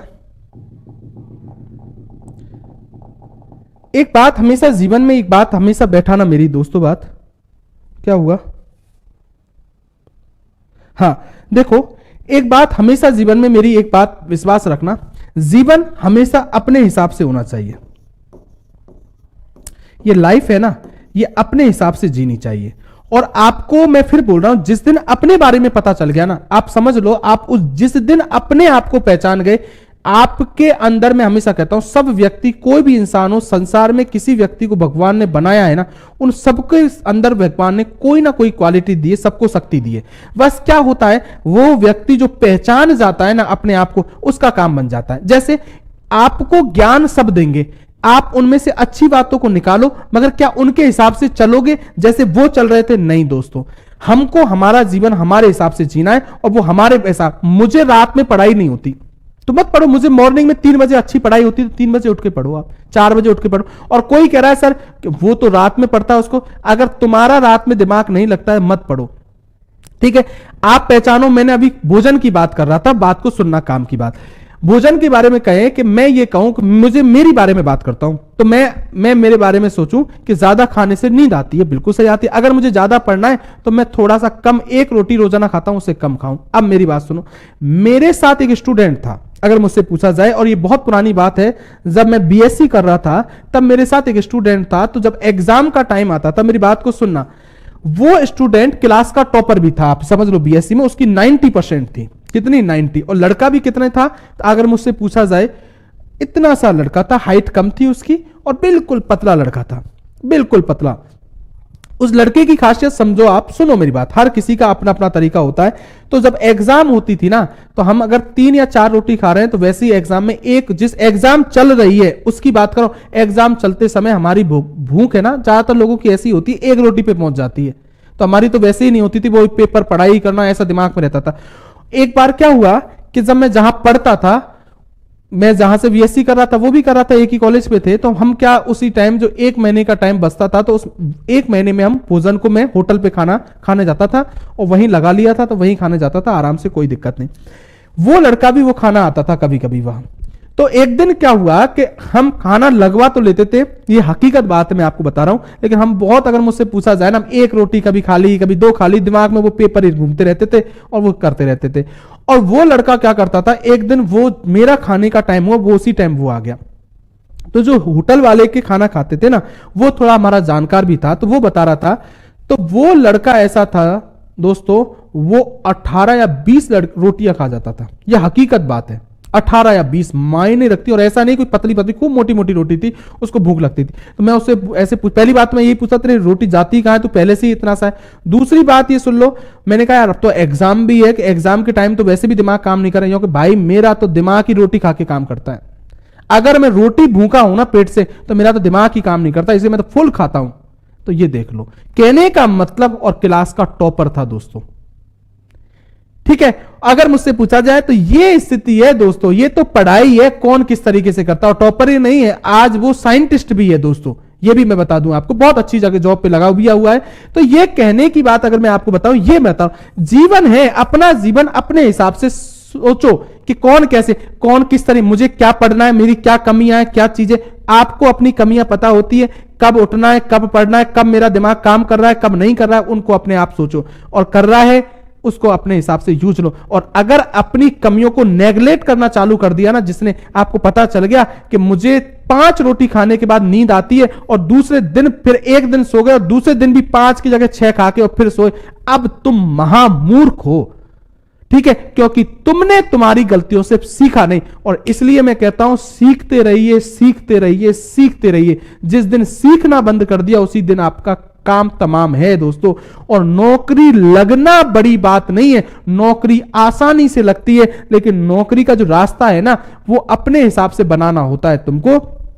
क्या नौकरी जब तो लगे ही नहीं तो कोई दिक्कत नहीं, क्या लोगों की लगती, तुम में से किसी एक की, ये जितने तैयारी कर रहे हैं ना, उन तैयारियों में तुम भी साथ कर रहे हो, उनमें से किसी 10-5 लोगों की नौकरी लगेगी, देख लेना। और वही तैयारी तुम कर रहे हो, वही कर रहे हैं, बस उनको ये पता है कि हमारी कमियां क्या, हमको क्या दूर करना है। हम पेपर पढ़ रहे हैं, इस तरीके का पेपर क्या होता है, तुम पुराना पेपर उठा के देखे, तुम्हारी क्या आदत है, पुराने पेपर को रट रहे हो। अरे रटने से थोड़ी होगा दोस्तों, क्या वो क्वेश्चन रिपीट हो जाए, अरे हो जाएगा, 1-2 क्वेश्चन रिपीट होंगे, कुछ नहीं होने वाले। 100 क्वेश्चन थोड़ी, क्या होता है पेपर पढ़ने का। हमने कोई पेपर का एक क्वेश्चन देखा, ये आ गया, हमने देखा यहां से क्वेश्चन आ सकता है, हमारे दिमाग में बैठ गया। अब ऐसे क्वेश्चन कितने तरह के बन सकते हैं, अब की बार यार यहां से भी पूछ सकता है, अभी यहां से भी आ सकता है, यहां, ये सोचो, भागो मत। तुम क्या करते हो, भागते, अब यार कौन उठाएगा, उस बुक को उठाओ, बुक पास में रखो, अपने पास में रखो हथियारों को। रात में 1 बजे भी उठो, देखो यार ये तो रह गया, ये रह गया, ऐसे काम हमेशा। कि मैं कहता हूं, घर मकान में रह रहे हो, अब तो घर पे रह रहे हो इस स्थिति में, या रेंट लेके कहीं भी रह रहे हो, या कहीं भी रह रहे हो, अपनी खाट जो होती है ना, वो कोई भी आपका बिस्तर होता है, वो ऐसी जगह लगाओ जहां आलमारी हो, और उसमें आपकी बुक रखी हो, उनमें जल्दी से रात में कभी भी निकाल के पढ़ सको। सर्दी का टाइम है, आपको पता है जोर आता है वहां तक जाने में, अपनी सब चीजों को एक जगह इकट्ठा कर लो। तो ये चीजें होती हैं, और मैं चीजें हैं बहुत बारे बाद में बात करूंगा। तो आज के लिए बहुत है दोस्तों, पढ़ते रहिए, मेहनत करते, ठीक है। धन्यवाद दोस्तों।